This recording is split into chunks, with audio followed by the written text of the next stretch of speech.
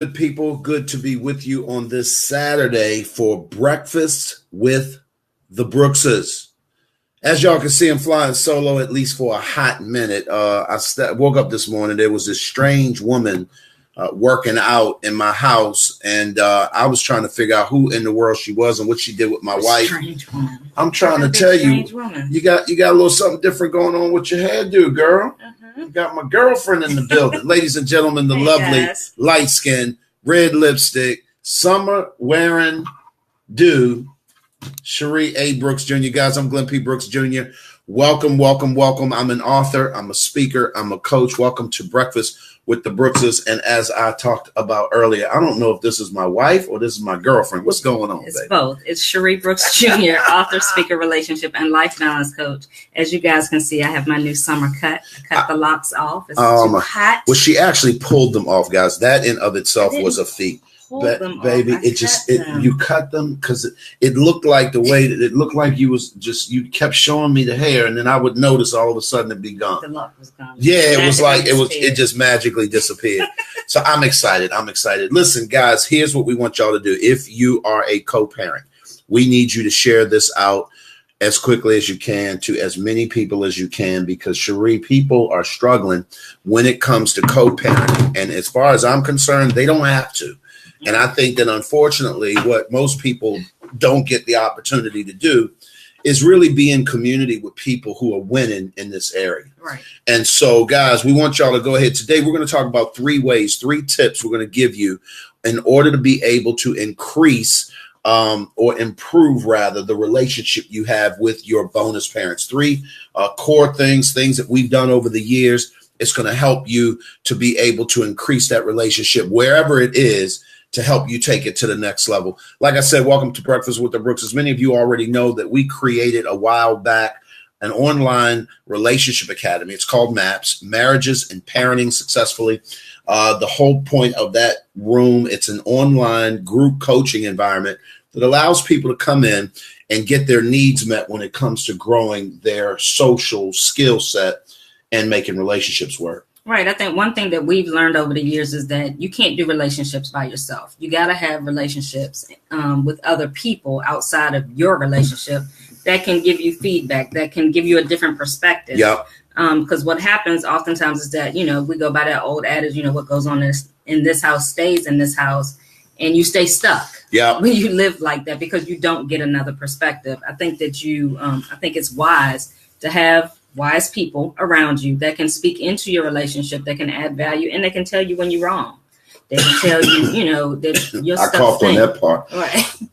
That's right, because I'm sorry. Because I'm perfect. I don't do anything wrong. Baby, he's always wrong. But I need somebody in my life to tell me no. Yeah. Sheri, you're off in that area. And I like that word off, because a lot of times people don't want to hear that they're wrong. People don't want to hear that, because let's be honest, guys, when you're in a relationship and or if you're parenting or whatever, what you're doing it with great sincerity. Right. Like you mean well. Does that make sense? Mm-hmm. And so a lot of times what happens, babe, is that when that happens, people don't want to hear, well, even though I meant well, what do you mean I'm wrong? Like, how can I be wrong? Right. So we want to encourage you that if you'd like to join this group, we meet 4 different times throughout each week. Actually, on Tuesdays, we have 2 groups. Right. The couples meet at 7 p.m. The parents meet at 8:30 p.m. And then we have the women, they meet first and third Thursdays at 7 p.m. And then the men, we meet every Sunday at 7 p.m. So, Donetta, good to see you jumping in the room. I appreciate you. Do me a favor, you guys, share this out to as many people as possible. Also, we want to let you know that if you are joining us by replay, thank you. And let everyone else know that they can catch the replays at www.youtube.com /the CR coach. And we just recently started showing some love to our YouTube page. We had a YouTube page for years, and I never really used it, didn't really have the patience to kind of grow it like it's supposed to. So we're starting to do that now. Certainly want you to subscribe as much as you can, or as best you can, as much as you can. If you can, is what I'm trying to say. Subscribe if you can to the CR Coach, youtube.com the CR coach. And then that way you guys can get the notification. Big West, what's going on, brother? What section of the country are you in, my friend? Because you forever traveling. We got people chiming in from all over the country. So we appreciate you guys. Babe, last night was the night.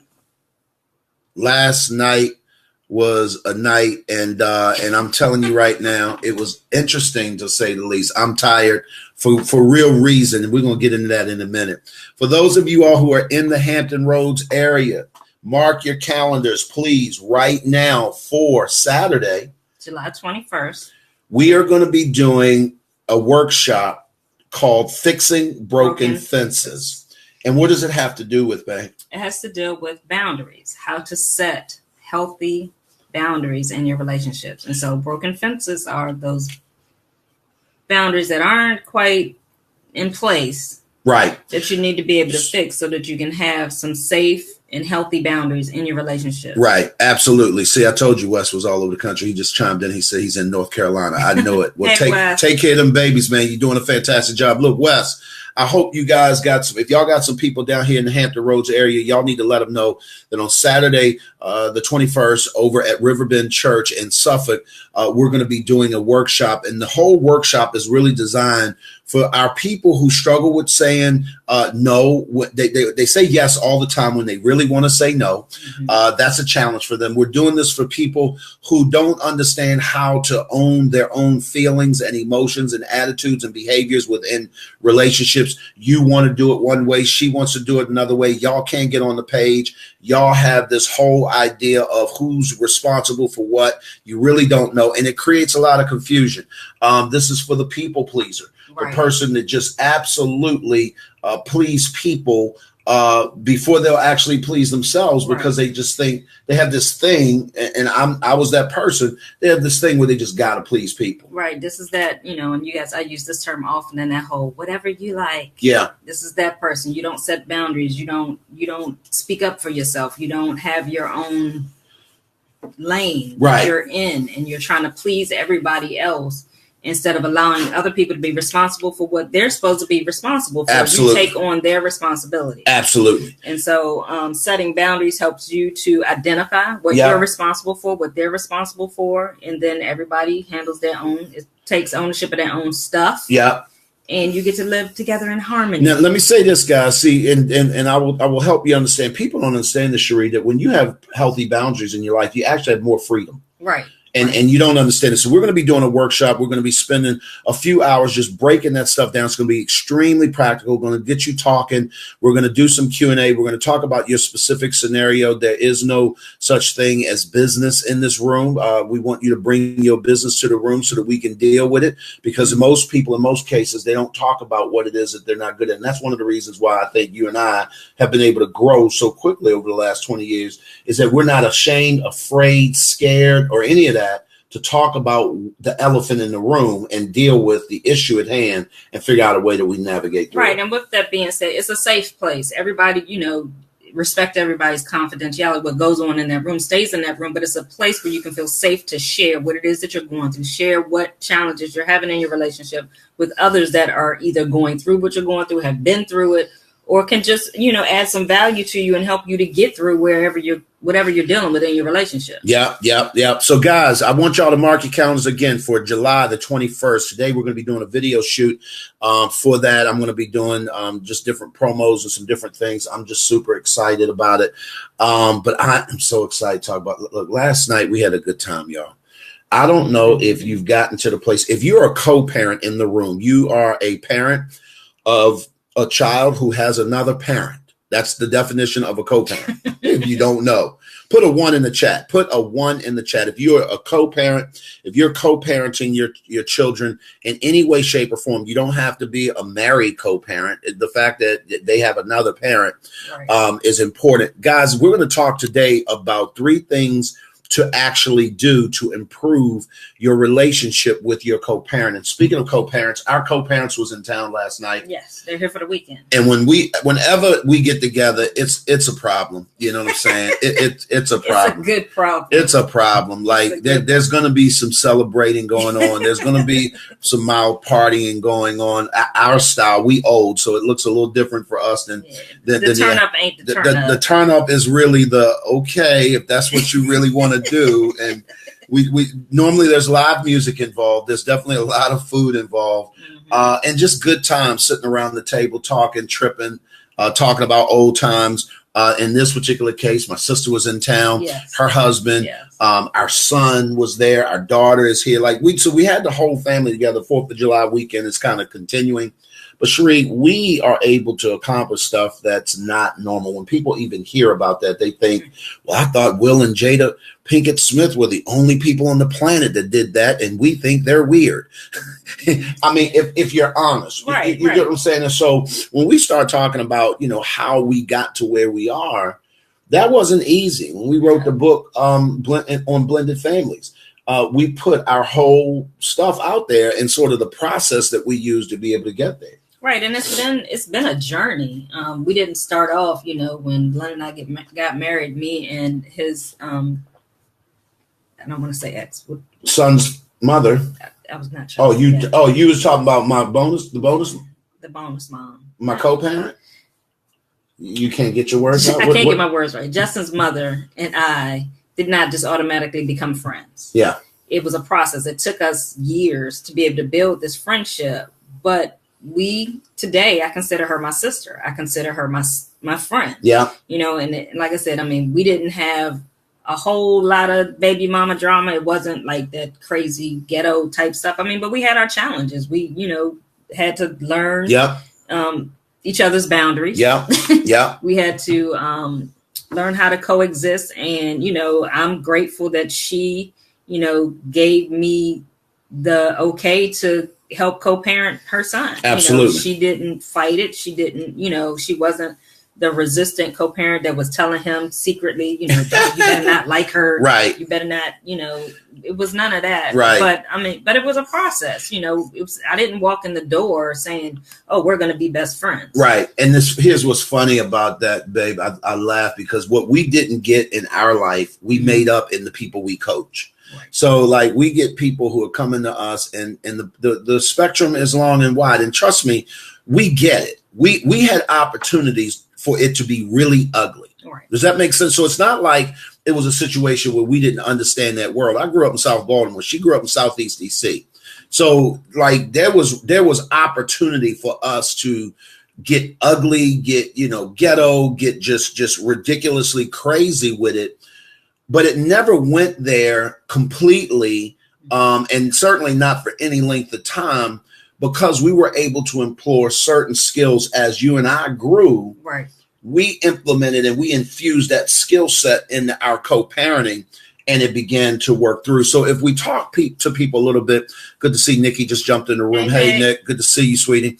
We're going to talk about 3 things that you can actually do to improve the relationship with the bonus parent. And even though this is not one of the 3 things, one thing I do want to say off the break, and I think you probably were fumbling for a word, we quickly lost the word step when it came to our children, when it came to the co-parent, when it came to that situation. Why did we do that? Why did we lose that word? Because to me, the word step meant that it's something additional. It's something outside of the norm. It's you're stepping on something. It's not a part of the family. That just seems like it's an appendage. Yeah. That's a good word. I like that. Yeah. And I did not want Justin to feel like he was not a part of the family. He's a part of the family. He's not a stepchild. Right. I didn't want Shantae to feel that way with Glenn, and he never made her feel that way from the very beginning. He always embraced her. I mean, from the beginning, they had their own relationship because of how we all met. But when we got married, it was we're a family. Yep. It's no my child, your child. Yeah. We never, did that, and I think that it helped because the thing that I realized with children in blended families, oftentimes parents don't realize that the words that you use dictate the tone. Absolutely. And so if you're referring to it your children as pace. That's your child, that's my child, or they're the stepchild, you're telling them just through that word that they're not a part. Right. Right. So we're going to get into the 3 things. If you're ready for the 3 things, just put a 3 in the chat. Put a 3 in the chat. We ain't got a lot of people communicating. They have sleep just like we are. Everybody's still on, they on vacation. Everybody's on vacation, right? You got folks out of town, all that good stuff. So we're going to run right through this, guys. I've got some things on our plate for the rest of the day. We got a big day ahead of us. We're going to get in and out of here really quickly. But number 1, Sheri, if we talk about the things that you need to do in order to improve the relationship between you and your bonus parent, is you're going to have to learn how to communicate. I don't know if I spelled that right, but if I didn't, you'll forgive me. Communication. Easier said than done. Right. Let me put on the front end so that we understand. Guys, most often the reason why you're co-parents is because there was something you couldn't get right inside of the relationship. Right. In other words, if the relationship would have worked out, you wouldn't be co-parenting with each other. Does that make sense? Right. And one of the most glaring things in most relationships that serve to break it down quicker than anything else is the inability to communicate effectively. Right, right. And so if you were in a relationship with a person and y'all couldn't talk, y'all. I'm sorry, that's the Southeast coming out. Y'all. Southeast DC, that is.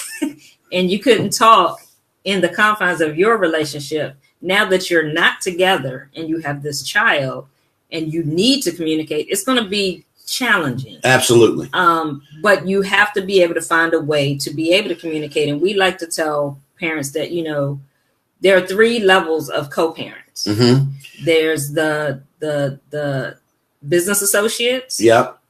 There's you have the oil and water, or we like to call it bleach and ammonia.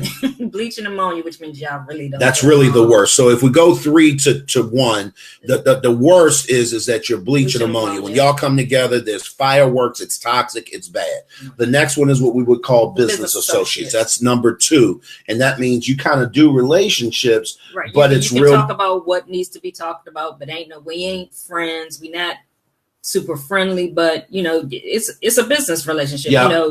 You say Timmy needs to be here by 5. You need to get him there, but you're communicating, right? And that's okay. That's fine. Mm-hmm. And then the number 1 way is what we like to refer to as road dogs, or some people may say besties, some people may say super friends, some people may say, that's my ride or die. In other words, you guys are super close and you are really good friends, and you borderline family or are family. Right. And I'd like to say that that's where we are now with our co-parents. It's been that way for a while. It's been that way a while. For years, but it didn't start out that way. Right. And we've been close when Justin as he was growing up, we started getting close.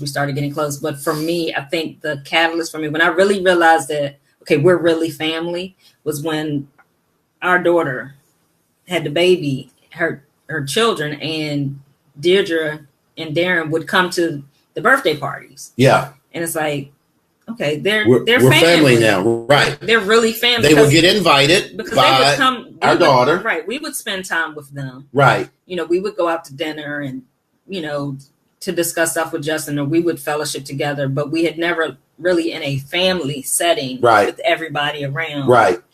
And I remember the first time they came to the birthday party, I'm like, this is cool. Like they're family. Right. And again, you have to understand that was initiated by our daughter. Right. She invited them. Which is not, technically their daughter, but they got the invite and they absolutely responded. Right. And that's their daughter, and even though she's not their daughter, they treat her like a daughter. Right. So one of the things that, when I say communicate, guys, what I'm not saying is that you have to become better at talking. Right. Because that's not enough. What I'm not saying is that you just have to become better at listening or observing, because that's not enough. What I am saying is that you're going to have to be able to do both. Now, here's what I'm going to tell you. We don't have time to go through this. There are so many components, so many levels of skills that need to be honed in the area of communication. If you are struggling with your communication skills, and you struggled, you were struggling before y'all met. So when y'all met, you couldn't get it together, and therefore you ain't together no more. You got a child and you still have to communicate. We want to encourage you to go over to thecrcoach.com, www.thecrcoach.com, and do me a huge favor, guys. Listen, and just sign up for a 30-minute quick assessment with us. We have certain programs that we allow. We let people go through. You don't even have to join our MAPS community to do this, but one of them is called Communication Made Simple. And it's our program that teaches people how to communicate effectively and how to break communication down to its barest form so that you can take it and tangibly do something with it and grow. We've got people all over the country, quite frankly, who are really growing in leaps and bounds in the area of their communication because we've showed them how to break it down, make it super simple, and make it effective so that you can use it to build on. So that's number one. Number two is I like to say you have to compare notes. When I say compare notes, let me tell you what I mean, Sheri. I mean that this kind of takes communication to the next level. So when you're communicating, you're not just talking about what you have to talk about. Mm-hmm. Comparing notes has everything to do with shooting the gap, or what I would call working on the fringe, talking about the intangibles, talking about things with each other that may be going on in your house behind closed doors with your child. And there's some things going on with them. We coach people who get their child like a split week. Mm-hmm. You know, it's a couple of days throughout the week, and then they go to the co-parent for the other couple of days. And so sometimes they're going to the same school from a different location. Right. There are things happening with them, with like say with me, that may not be happening with you. And if we don't compare notes, we'll never know how to approach those issues. Right. And this is something we try to get, because most people that come to us, when they come to us and they're having blended family issues, they're at the bleach and ammonia stage. Right. They just cannot communicate. They just can't. They can't do none of that. Can't do any. So our first goal is to get them to the business associates. And this is a tool that we really use, especially at the business associate stage. It's number one, being able to talk about, you know, the bullet point stuff that needs to be done, you know, giving instructions to one another. Yeah. But then this part, the comparing notes, is letting the other co-parent know, okay, so like say if Justin had gotten in trouble in school during the week and he's coming to us on the weekend, Dee would tell us, okay, this week, this is what happened. Yeah, this is what's going on. And he's on shutdown. He's not watching TV. He can't play with his video games, whatever. Instead of you just drop him off and here. And there's no conversation. There's no conversation. I don't know what's going on with him. I don't know, you know, he's been struggling with this. Say the child's been getting bullied in school or whatever they've been dealing with. It's communicating that to the other parent so that they know. And this is not even just on weekends that you exchange. Right. It's keeping them in the loop of knowing what's going on. So, because you may be able to have a conversation with the child. Yep. You may need to come get the child, even though it's not your week. Yep. Just to go take them out for ice cream to sit and talk to them about what's going on, because you're their parent and you have an influence in their life. Sheri, I want to say something. You said something. We're talking about comparing notes. How does that help you improve the relationship with your bonus parents?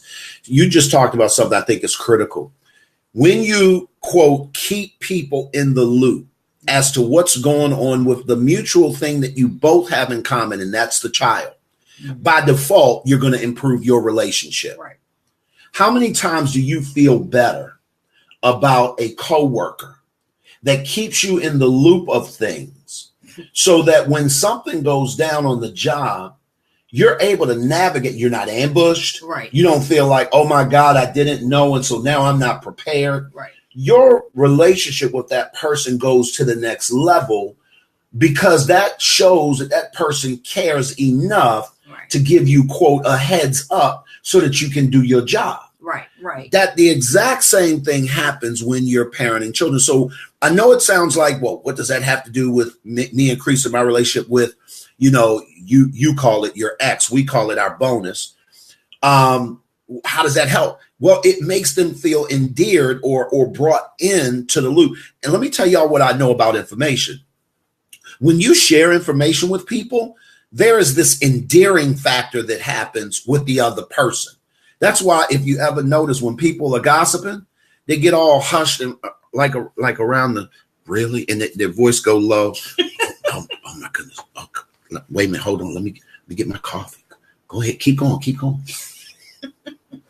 Why? Because what it does is, what it does is it literally brings them in and makes them feel like this is some inside information. Like, I didn't know that. What? And then what did they do? Right. And so you're going through this, and I'm being dramatic about it on purpose to make a point. When I compare notes, when I'm sharing information, when I'm interacting with my co-parent about the child, quite frankly, because we don't have a relationship like that, right, it makes our relationship go to another level. Right. And the only thing I caution you with that is that you're not telling them what's going on in your house for them to do the same thing. Per se. Absolutely. Oh, that's good. It's not about you dictating to them. That's good. What they do. Now, I think that if you're telling them that the child is on punishment, I think they should kind of keep with the challenges or whatever. But this is not, you're now dictating. In my house, I do A, B, C, and D. And when they come over there, you need to do A, B, C, and D. This is not that. Right. This is you just simply, remember, this is about the child. You're talking about what's going on with the child. Absolutely. Where they are, if they're having any struggles, if they're having any challenges. Absolutely. If they had a great week at school, you want to share that. So it's not just sharing the good, but it's just keeping that other parent in the loop. And if you look at it that way, I'm just keeping them informed of what's going on. So we're talking about 3 things to do to improve your relationship with your bonus parent, guys. Number 1, we said you have to learn to communicate. If you are having a problem, if you're having a challenge communicating, here's what we know. You probably were having that problem long before y'all met, long before y'all had children. You probably weren't the best communicator. Right. We want to get you some help. Go to thecrcoach.com and find out more about how you can go through our Communication Made Simple program that will help you learn how to do that better. Number 2, we said you have to compare notes. What that simply means is take the communication level to the next level by comparing what's going on with the child with the other co-parent, so that the other co-parent can feel like they're in the loop. And whenever you're in the loop, it breeds a connection. And once that connection is made, here's what I promise you, your relationship grows by default. The last one I'm going to say, and it sounds really basic, it's going to sound very elementary, it's going to sound like duh, but I'm going to tell you right now, this doesn't happen as often as you would like to think, and that is love your child. Let me tell you what I mean when I wrote that, Sheri, and I want you to, so that you understand the vein I'm going in. When I watched you love Justin, when I watched you selflessly put him first, put his needs first, when I watched you mother him when he was 3 and 4 and 5 years old, when I watched you step up and take the point and do what needed to be done as any mom would do, and you didn't treat him like he was just another kid in the house, that increased the level of respect that I not only had for you, but I promise you it increased the level of respect that his mother had for you. Mm-hmm. And that helped to add value to y'all's relationship without you doing anything with her. Right. Because he's going to come home, and when a child comes home from having been with the co-parent, y'all already know they generally come in with an attitude. The question is it good or is it bad? Is it a good attitude or is it a bad attitude? If it's a great attitude, oftentimes it's because there was something that preceded that. There was an environment that made it conducive for his attitude to be next level, right? So with that being said, you absolutely can increase how you connect, the relationship that you have with your co-parent simply by loving their child, if that makes any sense. Right. And I think it's, like you said, it sounds simple. It sounds elementary. But as the bonus parent, particularly, oftentimes people get in relationships with someone that has a child and they don't, well, I won't say oftentimes. We've seen incidents where a person will get involved in a relationship with somebody that has a child or has children, and they're in relationship with that person. Mm-hmm. They're not in relationship with the child or the children. Mm-hmm. And they don't make that effort to really build a relationship with the child. Okay. And I think that that's detrimental to the health of your relationship, to definitely the health of the child's relationship. I think that you have to purpose to have a relationship with that child so that you can love them. Mm-hmm. You're not going to marry somebody with a child and then just automatically love that child. Right. That doesn't happen. Right. That happens by you making a a intentional effort Absolutely to build a relationship with that child, and develop that love develops. It doesn't, unlike when you have your own children, it's kind of like when you birth them, you just love them. Right. There's an automatic thing that happens. But when this new child comes into your life, if you don't take the time to build a relationship with them, it's going to be a very regimented relationship. There's not going to be love there, because it takes time for it to develop. And the thing that I did, and I think, full disclosure, before we got together, I had vowed I would never be with anybody with kids, even though I had a child. I just wasn't interested in it. And so when we met, my perspective changed. And when I met Justin, I'll be honest, in the beginning, I didn't particularly like him. Full disclosure. But I didn't like him because he was a little boy. Right. And I wasn't used to little boys. Right. I had a daughter. Right. And so he had all this energy. Boys were nasty. You know? All this stuff that came with him. And I was like, oh gosh, what is this? But over time, as I spent time with him, as I got to know him, as I developed a relationship with him, I began to love him. I fell in love with this little rugrat. Listen, real quickly, guys, we're going to wrap up. I got to get on.